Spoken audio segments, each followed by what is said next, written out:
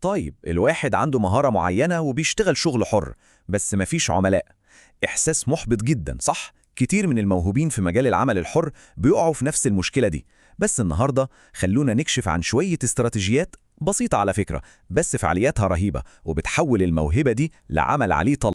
وده هي الخلاصة كلها. الموضوع مش إن الواحد محتاج يتعلم مهارات تقنية أكتر وأكتر، لأ. الموضوع كله في تغيير طريقة التفكير وفي طريقة عرض المهارات دي للسوق.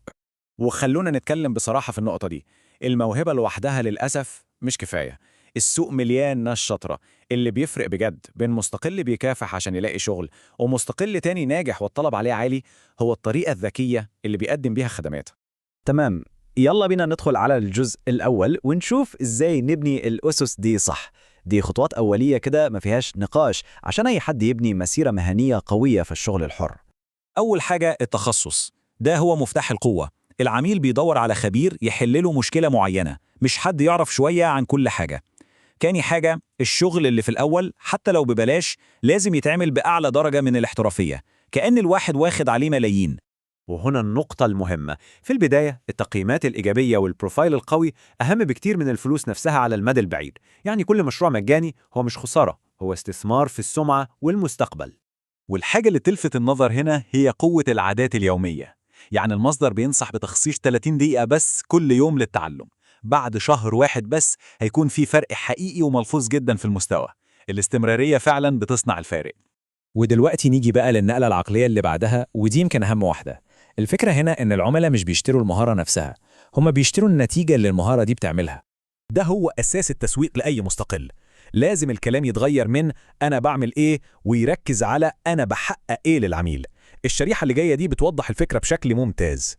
شوفوا الفرق، فرق شاسع بصراحة. الطريقة الأولى أنا مصمم، دي مجرد تعريف، لكن التانية بتتكلم لغة العميل.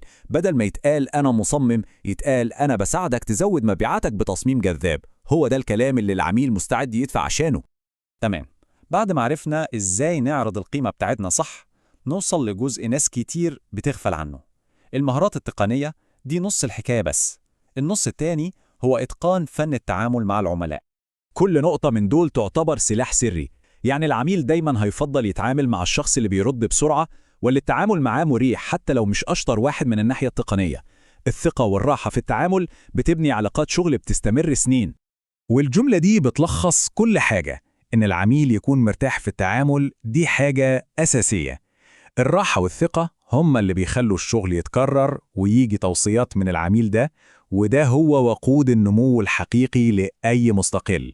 ودلوقتي وصلنا للتحول الأخير، للخطوة النهائية اللي بتنقل المستقل من مجرد مبتدئ لمحترف مطلوب بقوة في السوق. ودي هي نقطة البداية عند الأغلبية. دور سلبي بيستنى الأوامر وينفذها بالحرف. العقلية دي بتحد جدا من القيمة اللي ممكن تتقدم للعميل، وبالتالي بتحد من الدخل كمان. وهنا بقى يكمن الفرق كله. العقلية دي استباقية وبتفكر بشكل استراتيجي، بتقدم قيمة حقيقية تتجاوز مجرد التنفيذ.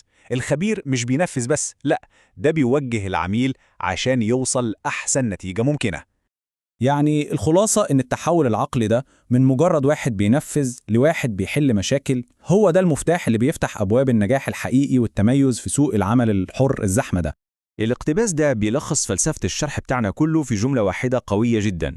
النجاح مش بس بالمهارة، لا، بالذكاء في طريقة عرض الشغل وفي التواصل وفي التفكير اللي بيحل المشاكل.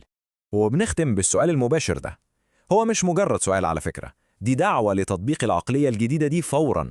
بلاش تفكير كمنفذ وخلي التفكير كخبير بيحل المشاكل.